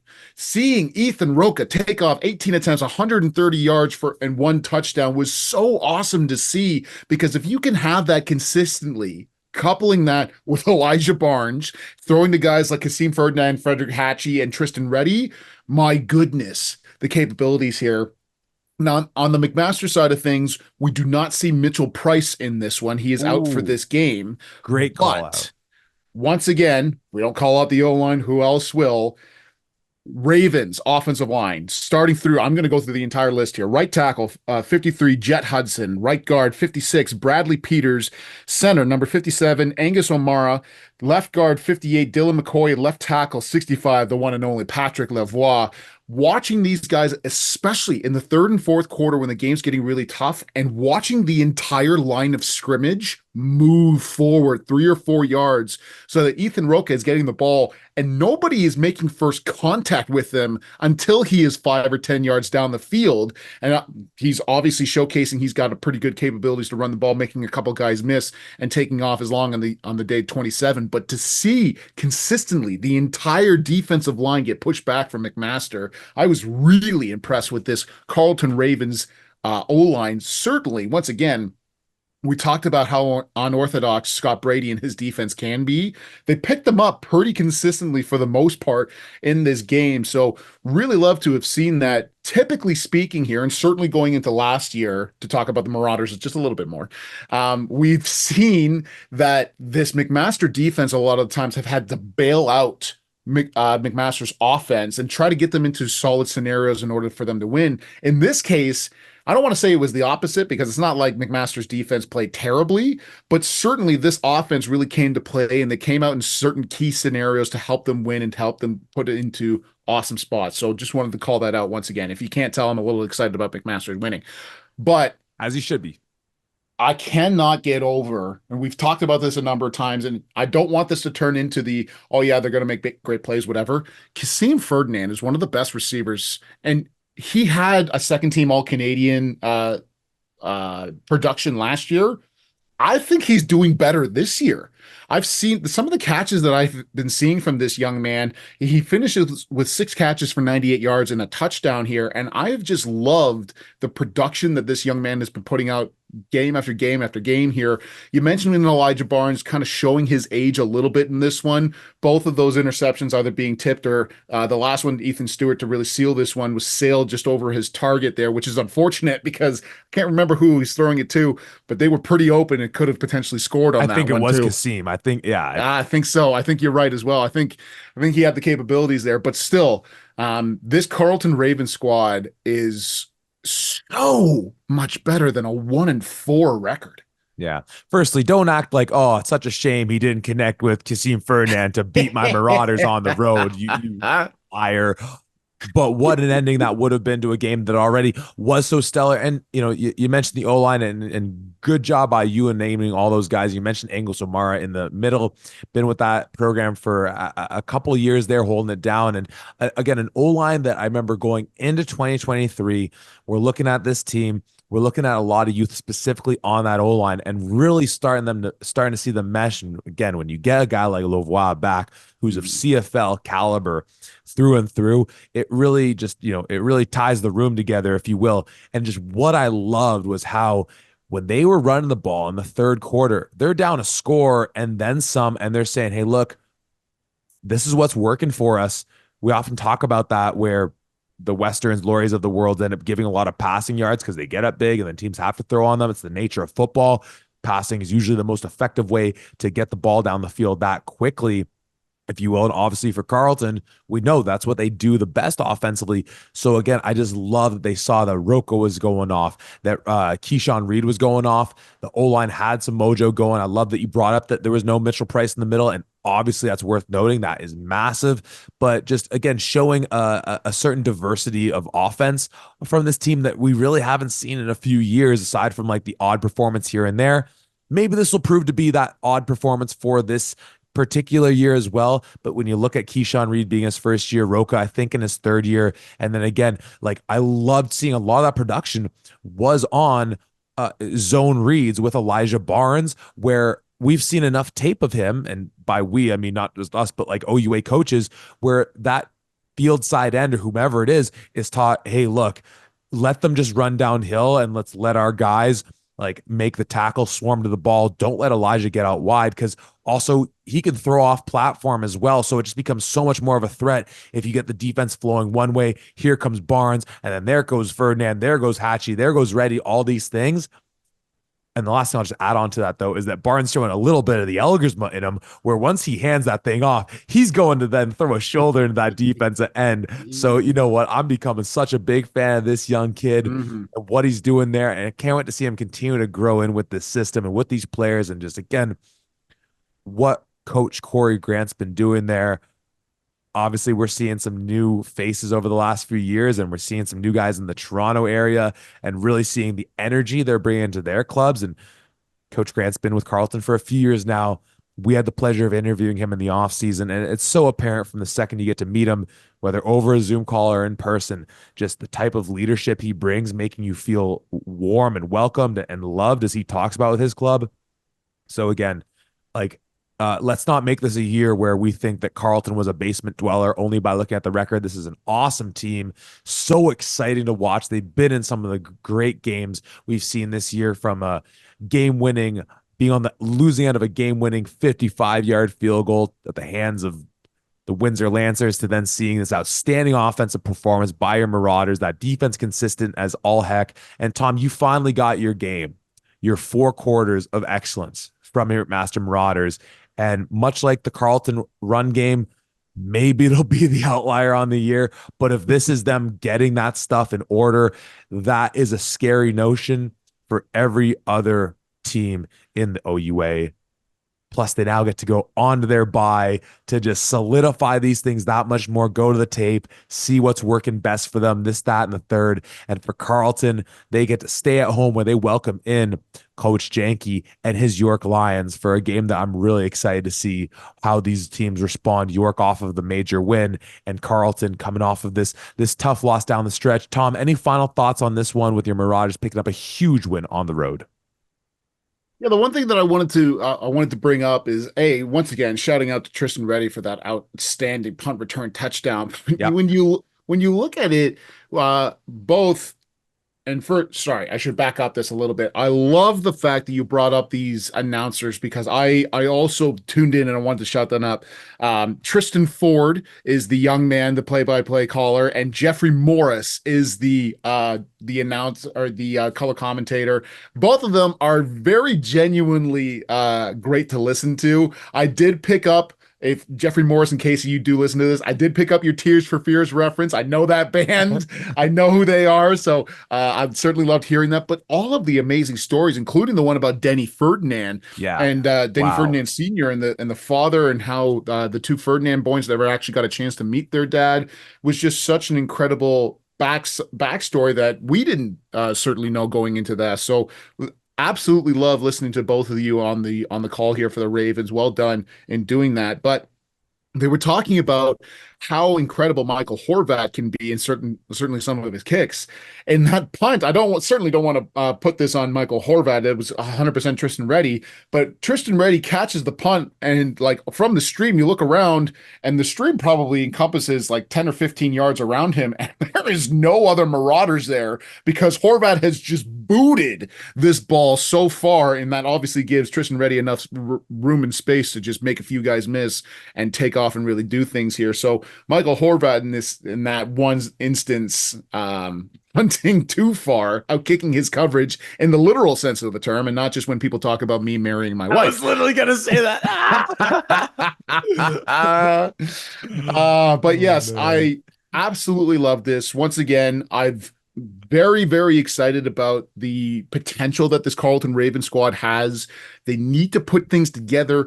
Of course, there's only so much solace that you can take from a couple of us saying, "Oh, this team is so much better than 1-4." You're still 1-4 at the end of the day. I think that you have the capabilities, most definitely, to finish off your season on a very strong note here, but you have to start winning these close games. You have to start being able to convert in that sense. For McMaster, you already mentioned it. Certainly from this offense, I feel like we finally saw a full 4 quarters from them and really showcase some of their capabilities here. Still lots of things to clean up.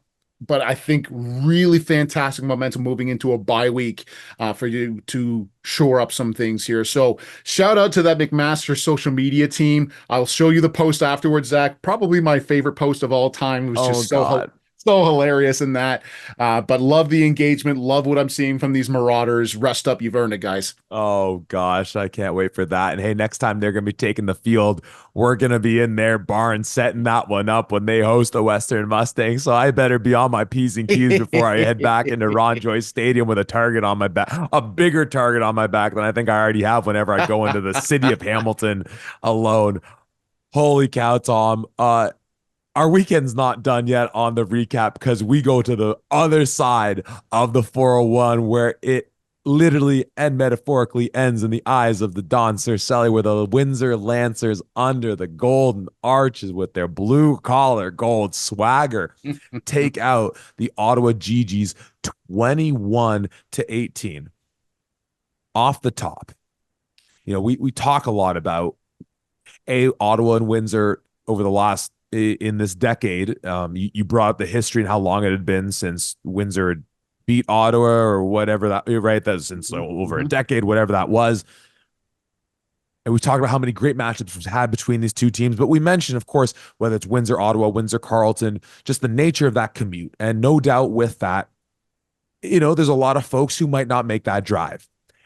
And I say that both to talk about how great these matches have been with how far that commute is. And look, I don't know what went into that broadcast being messed up, and it has nothing to do with our guy Brett Hedges. I'm disappointed I didn't get to hear one of the best, the guy who runs the single booth doing the play-by-play and the commentary, call one of the most exciting finishes we've seen to a game maybe all year. The audio, everything's off again. Hey, look, I don't know what it was. Maybe something was, hey, I don't know what was going on in the truck. Sometimes just wild stuff happens in the truck that, like, who knows? But come on, the OUA, we are too good now of a product on the field to have stuff like that happen. And the fact that it wasn't like fixed at some point, like, come on, that's a bad beat. And we know what the social media crew, what the video crew can cook up in that Windsor area with that amazing promo video that they run, and it's outstanding. Come on, I don't mean to, like, obviously I'm saying that and they're like, guy, look, we know what something, we know something happened. We're not happy about it either. What do you want? It's in the past. We'll fix it. I get it. It's just, look, it's just, these games are too good now to be having those mistakes. I didn't want to be a jerk about it, and maybe I'm still being a jerk about it, whatever you take of what I just said, but that was really disappointing because, Tom, this game was redonkulous. We'll get into the finish, everything like that, but there's some other key beats we have to look at. Obviously, the quarterback position was one of major interest for us. Tom, you'd seen the final score before you watched it, like all the games this weekend. What did you make of this one? Well, first and foremost, I also share your frustration in that and the calls there. And we're not saying this to call out Windsor by any means. It's just more so, my goodness, this was such an amazing game. The quality of the broadcast we know is fantastic because of our guy Brett Hedges and everybody else that goes into the background. It's just disappointing that with such an unbelievable game and an unbelievable finish, that was the case here. But regardless, we've spoken about that. Let's get that the hell out of the way. I loved this game. What an outstanding atmosphere for this one. And you and I have been having a lot of conversations about rivalries. I think this Ottawa Windsor rivalry is starting to really become a thing here with just purely how close some of these games have been. Now, we obviously see, well, sorry, before I do any of that, I was so happy to finally see this running attack really take off here. Joey Zorn, 9 attempts, 111 yards. Liam Talbot, 11 attempts for 74. And finally starting to see Liam Talbot starting to get into that all-round back, that potential of the Charles Aslan. And I guess it's fitting that he plays against Aslan when we really start to see that as well. But love to see that. Christopher John, 10 attempts for 64. We didn't see Wegby Mumbo, so hoping that he is safe and healthy as well. But once again, we look at this and initially I'm watching this game and I'm going, you know, I want to see more from Danny Skelton. I want to see more from this passing attack, but he goes eight for 17, which is not impressive. I know 101 yards along at 25, but two touchdowns and zero interceptions. There has to be something said about the fact that this kid is making smart decisions. He's getting it out to key guys and he's not turning the ball over in a key scenario like this where the score was so dang close. I think that's so important to have that and have that capabilities there. So whether you think Nick Nomovsky, whether you think of Corson Roy, Danny Skelton for the most part, maybe he doesn't have the highest production numbers, but he's not making these boneheaded mistakes, at least not in this one. And I really love to see that and to see some growth there. Finding his guys like Javoni Cunningham and Liam Talbot for touchdowns as well. Liam Talbot with an outstanding grab in the back of the end zone as well. But certainly, I liked what I'm starting to see from this Windsor offense. Seems like they're starting to come alive here. Well, firstly, on the Liam Talbot piece, getting a little bit of inside baseball there, just him getting healthy is the major thing that's been holding them back this year. So we're seeing him, and again with Wavy Mambo going down, him kind of by necessity needing to step up, and obviously his health comes first. It's you're not just gonna run a guy out there to say like, look, Mambo's down, we need to step up if he's not physically able to do so. So again, it kind of the timing worked out well where you lose part of that outstanding backfield and he's able to fill in. And as you highlighted, in the multitude of ways he's able to do his thing, he really knocks it out of the park.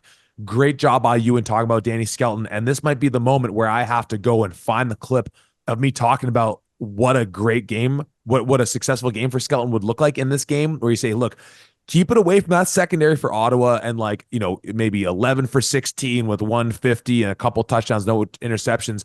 That's like, I think we knew that going in. I think we're literally on record saying that's what a great game. And they went out and they went and did it. Yeah, that's me patting us on the back. Pat yourself on the back, Tom. Thank you. But again, speaking of guys banged up and having a good performance, we see on the other side for Ottawa, Miracle gets the start, and I don't know exactly when it was, didn't jot it down. They turn it over to Jansen, and I'll just say this: I'll be very surprised, aside from an injury or some garbage time, or if his game really falls off a cliff, if they go back to Miracle. He lost it. And I don't mean it by it's not like Space Jam and an alien stole his talent to be able to form some kind of weird whatever, like it being that starting role. This is Josh Jansen's team. You called it going into it that you thought he was going to be the starter. He's clearly the guy now. He goes 16 for 19, 204, one touchdown, one interception. And hey, it's Robert Springer picking you off. Everyone's throwing interceptions to Robert Springer. I've thrown an interception to Robert Springer, and I've never even played quarterback before. But then we see Charles Asselin return in this game with a much more prominent game, 15 carries on the ground, 83, and the touchdown, as you highlighted as well, getting the single reception in the passing game. So again, I feel like both teams, we'll get to sort of the finale and just all the moving parts of what made this ending so spectacular. It feels like, and I feel like we've said this about both these clubs before, leaving this one, both of them can say, okay, going into next week, going into week 6, we know who our quarterback is. I feel pretty confident that both teams are rolling with Skelton if you're gold collar, blue swagger, blue collar, gold swagger. What's a gold collar, blue swagger? Riddle me that, Batman. And with Ottawa making the move from 12 to 15 in terms of quarterback for them. Yeah, love to have finally seen this passing attack for Ottawa really start to get things going. Cannot for the life of me think why Ben Miracle has really struggled so far into this season, but at a certain point, you have to, as a coaching staff, say, you know what, enough's enough. We have to start looking at other options here. And Josh Jansen certainly had a great day in that 16 for 19 in particular here, finding his guys more often than not, 204 yards, like you mentioned there. So I was really happy to have seen that. Wish nothing but the best for our guy in Ben Miracle. But yeah, I have to agree with you. I think this is Josh Jansen's team now. I think this is his offense. I think if you're GG's, you're rolling with him. Going into this, very, very happy to see Charles Asselin back and healthy and ready to go here. Suleiman Kamara starting to get a little bit more. I mean, he only has 6 attempts for 17 yards in this one, but having that kind of capability, if Kamara can really find himself in this one, now suddenly we're looking at, hey, we've got Kamara in the backfield and Charles Aslan out at slot, or even having the idea of bringing one guy in coming at out. I'm not sure what you called it, but I call it tilt, where you've got a slot receiver and a running back, and then you shift over so that the slot Mm, receiver goes into the running back, and you almost flip, so go from ace right to ace left or something. And now suddenly your capabilities of what you're able to do with these guys is so much more from that standpoint. Having a tilt scenario, we've got Charles Aslan out, and then he comes back across to do a jet motion or something. Woo-hoo-hoo. I love the capabilities that this Ottawa team has, and I think with Josh Jansen at the helm, they have a lot more. We know the arm strength of this dude as well, and he can really rip some and bomb some. He had the long of 47 to Robert Colloid. So I like the capabilities of this Ottawa squad. This is once again a very good defense in Windsor. There's a reason why they were the number one defense last year into this one. And I think with Josh Jansen at the helm and this Ottawa team and this offense humming, it gives them a better opportunity to come away with some of these wins. yeah. No, it's again, like it's and that's all to say. Even like when you're able to now give Jansen those consistent reps, we've talked about that a lot. Where knowing who your dude is and being able to just get that confidence in, and they're still in that sweet spot with some important matchups coming down the pike. Where this is a team that again they've been a bit hit or miss, but as you mentioned early, still picking up those key wins when it mattered to keep their season alive. And you look at a game like this where you're right in the mix, truly down to the wire. So, like, with no further ado, like, Mm-hmm. let's kind of look at how this thing all broke down. I don't have all the numbers in front of me right here, but you go into the fourth quarter where Windsor is up 14-4. Again, much like some of these other games, bit slow in the early going. And then again, Josh Jansen in there starting 11:41 in the fourth quarter, leads a drive to give them the major, connects with, as you're saying, Romeo Lucier to make it 14-11. Next kickoff, Javoni Cunningham, one of the best returners in the nation with the fumble. Ottawa gets the ball back on that drive. Robert Springer, hashtag no fly zone, picks the ball up, gives it back to Windsor. After an unsuccessful drive, Ottawa gets the ball back, and that leads to the Charles Asselin touchdown, rushing it in on the ground. And then, man, oh man, with 39 seconds left in the game, Windsor gets the ball starting on their 45-yard line and starting with a 15-yard rush from your Lord and Savior, Joey Zorn, and just Danny Skelton methodically bringing it downfield, hitting Cunningham, hitting Evan Martin. Nick Reyes connects with Liam Talbot. Such an awesome moment to see, to go back up there. And I don't have the full stat here, but then even at the end, Josh Jansen with the attempt to make something happen for his team, and they do the the schoolyard bullshit, kind of like fumble the ball around. And again, this is the thing where I like not having a good video of it. It like it looked like they might have got in, but I think they determined it was a forward lateral on one of those passes. Like they did get into the end zone, like with the ball on their side of the 55, I think, send the ball downfield. Oh, sorry, from the Windsor 30-yard line, manage somehow to actually get the ball into the end zone for the would-be go-ahead score with seemingly no time left. And I guess one of those balls, again, I think it was deemed a forward lateral, puts an end to it. And just what a roller coaster of a fourth quarter. Again, that's why it hurt so much that we didn't get to hear Brett Hedges, what he was calling on those plays in those key moments. It stings so much, but wow, again, a hell of a matchup between these two teams that have just proven over the years to just duke it out with each other. And yeah, man, this what a cap to an outstanding weekend. Tom, any last thoughts about this one here, that final quarter, the mayhem that was the ending of this game, or anything or everything we've yet to talk about? I don't want to speak too much on the actual final play of this one with the illegal forward pass and all of that, because I'm sure GG fans are real pissed off about that and have their own sense of this here. And like you Yeah, we said, are. yeah, yeah. You're Ottawa GG, certainly you are. But what I really love, and I love that you brought up the last few drives into this one, because once again, you and I have talked about, hey, you know what, this Windsor offense needs to get a little better. I want to see a little bit more from the passing game, this and that, whatever. This is still a Windsor team that's 4-0, and they've found ways to win. They found things to get things done, and especially on that last drive that Windsor has.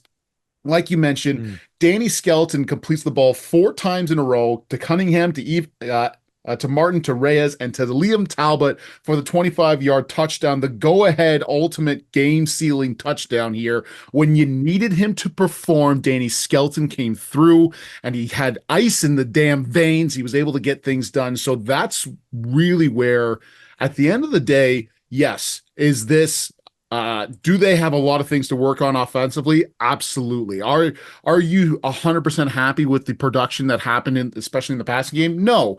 But this team knows how to win, and they know how to win close games, and they know how to not give up on themselves. How many times have you seen it yourself, whether you're either playing against a team, you are that team, coaching against them, whatever the case, where you're playing against a very good team who, like a Western Mustangs, is used to getting up early and really establishing themselves.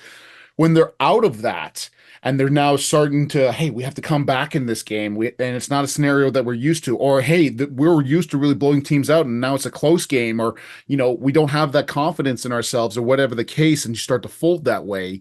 This Windsor team does not have that. This Windsor team has confidence in themselves. They've done it before in a multitude of games, both last year and this year already, where they've really showcased they have the capabilities to win no matter who has the ball, who's throwing the rock, who's running the ball. They're never completely out of a game. And that confidence, not just confidence, but having done it previously, is so powerful for a team and their confidence going into games, that you never feel like you're out of it. Even if you're down a couple of scores, time is starting to wind down here, you have that capability that you can score, and you, when you really need it, even having a rough game to start, you can have a guy like Danny Skelton come down the field, be your guy, lead you to victory in this one. So I love the grit that you see from this Windsor squad. We talked about it's the greatest saying that we've heard, but blue collar gold swagger embodies this team to a T. Amen. Amen. I was literally gonna say, I think you just defined what gold swagger means Mm-hmm. with Mm-hmm. everything you just spoke on there. And you brought up the devastating loss they had in the semifinals to Laurier, and penalties being a part of that story and being a part of their identity for the last little while. On the season, averaging a little bit under 100 yards given up in penalties. They hold it to 55 penalty yards. What a great number What a on fantastic only number. just the best, and just 6 penalties. And again, you add in one more penalty here and there, and obviously you can say that about any team, but again, a team that we've seen rack up penalties over the last couple of years, it's a bit more like not just saying, well, on any given Sunday type deal.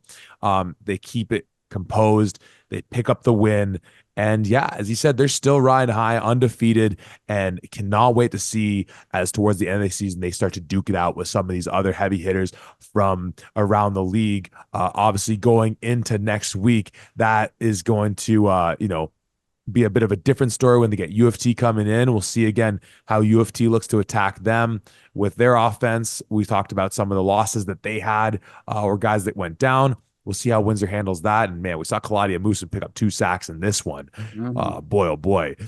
Just the race between him and Ife Onyeka and Silas Hubert as who's going to end up with the most sacks on the year is an outstanding thing to be watching. And an Ottawa team that's hitting the road to go to Laurier. They played him super tough when they duked it out last year. Obviously saw that Waterloo secondary, or just defense in general, cause some troubles for Elgersma. We'll see what this secondary with the brothers Cumberbatch, Denny Ferdinand, Kevin Victome, and the like can do in that one. But Tom, that is a conversation for another podcast that we'll be doing later this week. What an outstanding weekend of football. We already set it up. We'll no doubt say it again on the preview pod for week 6, Tom. But we're going to be in London for that Queen's Western game. It's going to be so incredible. Peter Bierce, pack your suit of armor. And again, what an outstanding weekend of football. Last thoughts, Tom. Yeah, just incredible to see all of the games that are in here. Obviously, having a special guest like one Dakota Vine breaking down the red blue, the Matt Dean's Bowl was another fantastic capability for us here as well. But once again, we talked about it at the beginning of the pod, and we're going to reiterate it now. I do not remember a time where there is so much parity in the entirety of the OUA. It truly feels like anybody can take any game at any point. Certainly, when you look at the Waterloo versus Laurier game, that is the top team in the OUA against the bottom team in the OUA. And that was a competitive game, and that was a tight game in certain places. So that's just such an outstanding showcase of how great our game is, and that we are the number one conference in U Sports. Don't let anybody tell you otherwise. Well, and maybe that just speaks to another thing we've said over the years where, you know what, you take out Western as the very top team and you clean up the bottom, and that parity is ripe. So obviously we didn't see the Purple Ponies, but they're going to be coming back rested for week 6, taking on Queens and some other stellar matchups. So we'll be here to talk to you about all those games right here at the 55.